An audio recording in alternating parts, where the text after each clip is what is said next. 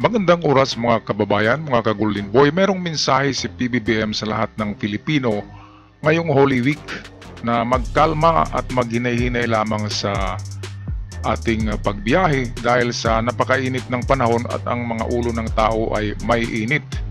At sa video rin na ito ay makita natin, mapanood natin na nagkomentaryo si PBBM personally dito sa napakabastos na Russian vlogger sa pangalan na Vitali. Narito ang video atin panoorin.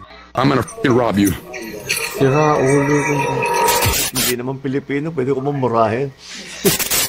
Now, give me your scooter now. Give me your scooter now. Give me a ride. Yes, you're gonna take me a ride. Ang isa pa nating nakita ngayong linggo, yung kagalit-galit na pinanggagawa ng isang foreign vlogger sa ating mga kababayan. I'm gonna f***ing rob you. Biro man na ito o hindi, sino naman Pilipino ang hindi kukulo ang dugo sa napapanood natin?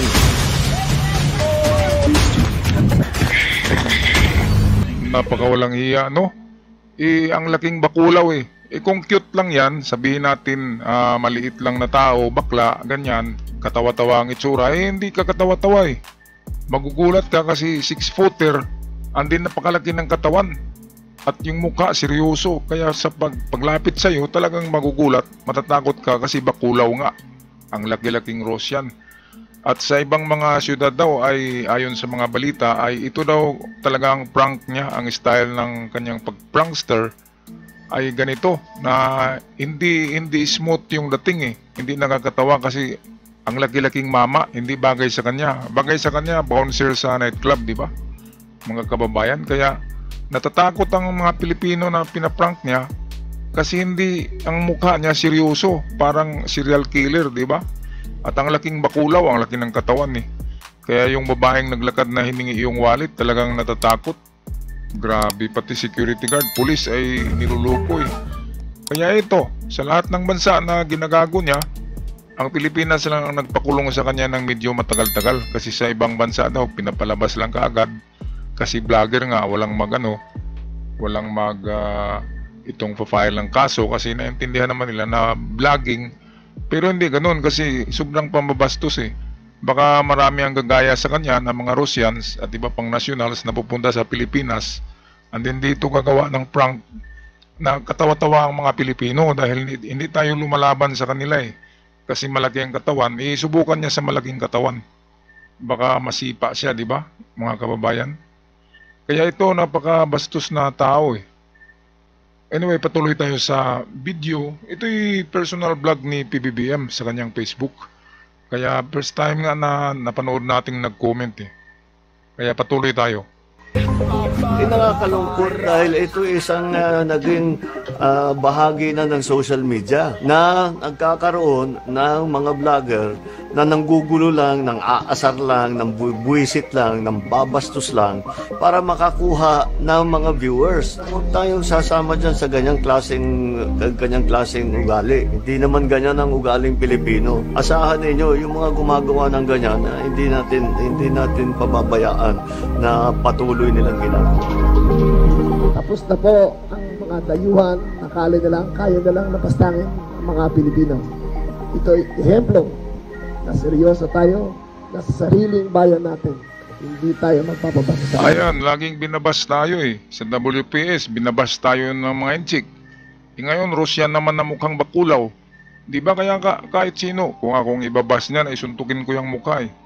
Kung ako ang gawa niya ng prank na yan, tarantado na Russian, okay lang kung cute, di ba? Yung ngumingiti. Alam naman natin yung ibang nagpa-prank, di ba? Magugulat tayo pero maya-maya mapangiti tayo dahil mga katawa-tawa rin na mga muka. Pero ito, kakaiba eh. Ang laki-laking tao, 6-footer, ang laki ng katawan. Mukhang bakulaw, hindi cute. Di ba kaya matatakot ka kasi seryoso. Minsan sumisigaw pa eh, tinatakot niya yung rider, di ba? Teenager pa yun eh. Kaya natatakot talaga. Grabe, tarantado. Kaya ito, tingkagol, nagtikuka sa kulungan ngayon. Himas rihas dahil sa katarantaduhan niya. Hindi na ito niya mauulit, hindi na siya makapag-vlog sa kulungan eh. Kung isang buwan siya sa kulungan, wala siyang kita, di ba? Walang revenue sa YouTube kung isang buwan siya na nakukulong dyan. Alright, so ito, patuloy tayo, merong magandang advice si PBBM. tungkol sa Semana Santa na. Magandang araw po sa ating lahat at sana ay nasa mabuti at mapayapa kayong kalagayan. Parating na ang mahal na araw at sigurado akong may kanya-kanya tayong mga lakad kasama ang mga mahal natin sa buhay. Kaya ang mensahe ko ngayon sa inyong lahat ay pag-iingat.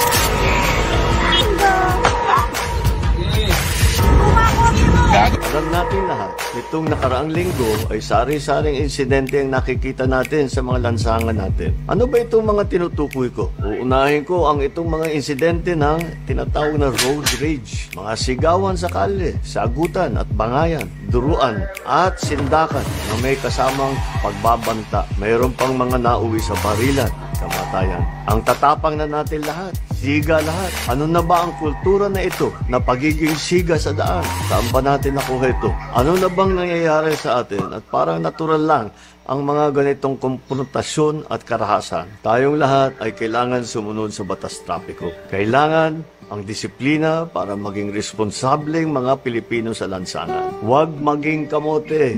Masyado nang madami yan. Ang lisensya sa pagmamaneho ay isang pribilehiyo at hindi ito karapatan. At bukod sa dunong sa pagmamaneho, ang lahat ay kailangan ayusin ang pag-uugali sa pagmamaneho at habaan ang pasensya. Yung ibang tao din sa paligid, umawat tayo. Tama. Imbis na mag-video, ituring na natin meron tayong tungkulin na panatilihin ang kapayapaan sa paligid natin. Teka, may point doon si PBBM yung imbis na aawa tayo sa nagbarilan o sa, sa nagsuntukan ay cellphone kagad eh. At atin videohan para sa content, di ba? Actual na street fight ay magandang panoorin, di ba? Pero mag-isip ka talaga niyan eh. Awatin mo ba o magkukuha ka ng video? Kaya medyo kasi itong ating kultura ngayon ay mga vlogger na eh. Pero ang maganda talaga, awatin yung mga nag-aaway sa kalye.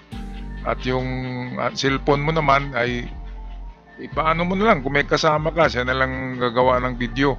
O kaya ibigay mo sa katabi mo na snatcher yung cellphone para itakbo, di ba? At awatin mo yung nag-aaway. Anyway, napakagandang itong reminders ni PBBM ngayong Semana Santa, Biyernes Santo ngayon, bukas Sabado Santo, and then itong Easter Sunday na ang pagkabuhay.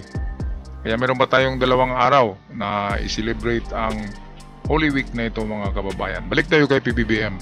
Ang bagong Pilipino ay disiplinado sa lansangan, maingat sa pananalita, nagtitimpi at pinipili ang kapayapaan. Ang lahat ay napapag-usapan ng maayos at malumanay. Lugi tayo at ang mga pamilya natin sa mga posibleng dala nitong kapalit kung hahayaan natin lamunin tayo ng galit kahit isang saglit lamang. Naunawaan ko naman na kung minsan talaga nakakainit ulo ang mga traffic at kung minsan napapasabay tayo sa daan sa mga hindi sumusunod sa batas trapiko. Pasensya na lang, palampasin nyo na lang. Ano naman ang mawawala sa atin? 1 second, 5 seconds, 20 seconds, pagbigyan na natin at huwag na natin patuloy. Ayan, tama. Tamang-tama talaga yan. Ako, araw-araw ako nagdadrive sa highway. Kaya minsan yung kasalubong ko wala na sa kanyang lane eh. Dito na sa talagang salubong na, pero ako na lang ang nag-brake, di ba? Ako na lang ang umiwas dahil nagmadali siya eh. Baka inaway ng asawa o anong rason. Yang iba diyan kasi ayaw bibigay, hindi magbigayan, lalo na yung mga intersection, di ba? Yung iba hindi nagbibigay, yung iba ay ini-screenan ka pa. Kaya nakakaano talagang kunting na lang eh. Kaya mahabang pasensya, hindi kunting pasensya ang kailangan sa driver. Kapag maiksi ang pasensya mo ay talagang hindi aabutin ng 1 taon, makakita ka talaga ng suntukan sa daan. Dahil napakatarantado talaga ng maraming Pilipino driver na walang seminar. Diretso na drive, di ba? Hindi nila alam yung batas sa kalye. Yung bigayan, yung pagbigayan ang importante dyan eh. Kung nakita mo kahit nawala sa linya yung nagmamadali, pagbigyan mo na kasi kung hindi ka iiwas ay babanggain ka talaga. At isa pa diyan, kapag galit ka na, ay isigaw mo na lang sa sarili mo, di ba? Isigaw mo na lang sa loob ng kotse mo, huwag mo nang buksan yung bintana. at wag mo nang awayin yung naano mo doon, yung road rage mo. Baka may baril ay putukan ka, di ba? Kaya yung galit na yan ay ilang sandali lang yan, di ba? At kung mauwi yan sa trahedya, sa barilan, kawawa ka, wala ka ng trabaho, makulong ka, kawawa ang pamilya mo kung ikaw may pamilya, mga anak, at naabala ang iyong araw, na bad trip ka. Kaya pabayaan mo na lang yan, basta't hindi ka sinuntok sa muka. Pabayaan na lang yung mga ganyan. Sabi nga ni PBBM, mahabang pasensya. Alright, tapusin natin ang video. Likas na mababait ang mga Pilipino. Magalang, makapumbaba, napakahaba ng pasensya. Kaya't nakakalungkot na makitang naaabuso ang ganito nating katangian. Natural sa atin na matawanan lamang at hindi na palakihin ang mga ganitong klaseng pambabastos. Pero hindi nanghuhulugan na palalampasin ito ng ating pamahalaan. Dapat tayo pumalag sa mga bully. Kasama nyo ang pamahalaan para ilugar ang mga ganitong tao. Sana ay magsilbing aral ito sa mga pagtatangkang pumasok pa rito sa Pilipinas para lang hamakin at gawing katatawanan ang ating mga kababayan. Maraming salamat sa iyo, Pangulo PBBM, sa magandang payo para sa Holy Week at sa iyong komento tungkol sa nambubuli sa atin na mga banyagang bastos na vlogger. Mga kababayan, paki-comment sa ating video para kay PBBM at sa mga bago pa lamang sa channel ay huwag kalimutan mag-subscribe para palagi tayong updated. Hanggang sa muli, paalam at ingat ang lahat ngayong Semana Santa.